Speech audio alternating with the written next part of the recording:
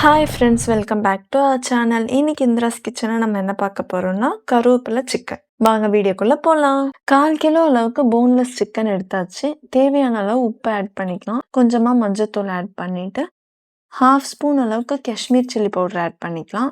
2 table spoon lemon add பண்ணிக்கோங்க. இதெல்லாமே கலந்து நல்லா மிக்ஸ் பண்ணி எடுத்து வச்சுக்கோங்க. ஒரு கைப்பிடி அளவுக்கு கருவேப்பிலையை தனியாக எடுத்து வச்சாச்சு. கடாய் வச்சுட்டு அரை கைப்பிடி அளவுக்கு தனியா ஆட் பண்ணிக்கணும். கொஞ்சமா மிளகு, 1 ஸ்பூன் சீரகம், அரை ஸ்பூன் சோம்பு, நம்ம எடுத்து வச்ச கருவேப்பிலையை இதில் ஆட் பண்ணி ரோஸ்ட் பண்ணிக்கணும். ரோஸ்ட் பண்ணி வச்ச கருவேப்பிலையை அரைச்சி எடுத்துக்கலாம். வேற ஒரு கடாய் வச்சுட்டு 1 டேபிள் ஸ்பூன் எண்ணெய், 20 சின்ன வெங்காயத்தை குட்டி குட்டியாக கட் பண்ணி எடுத்து வச்சுருக்கோம். சின்ன வெங்காயத்தை அதில் ஆட் பண்ணிக்கலாம்.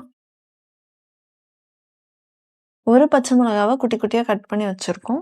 ஒரு மீடியம் சைஸ் தக்காளியும் குட்டி குட்டியாக கட் பண்ணி வச்சுருக்கோம். வெங்காயம் நல்லா வதங்கிருச்சு. கொஞ்சமாக கருவேப்பிலையை ஆட் பண்ணிவிட்டு கட் பண்ணி வச்ச பச்சை மிளகாவும் தக்காளியும் இதில் ஆட் பண்ணிக்கலாம்.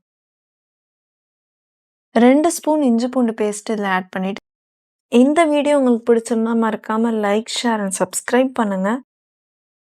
தேவையான அளவு உப்பு ஆட் பண்ணிக்கோங்க. இதெல்லாமே கலந்து நல்லா மிக்ஸ் பண்ணிவிட்டு மசாலாவோட மேக்னேட் பண்ணி வச்ச சிக்கனை இதில் ஆட் பண்ணிக்கலாம்.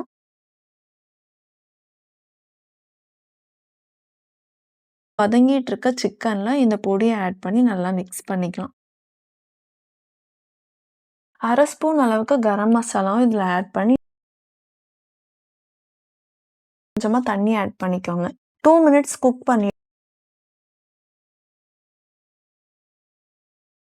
கொத்தமல்லி இது மேலே கார்னிஷ் பண்ணி ஸ்டவ் ஆஃப் பண்ணிட்டு கருவேப்பிலை சிக்கன் ரெடி. நீங்களும் ட்ரை பண்ணி பாருங்க. நெக்ஸ்ட் வீடியோவில் பார்க்கலாம்.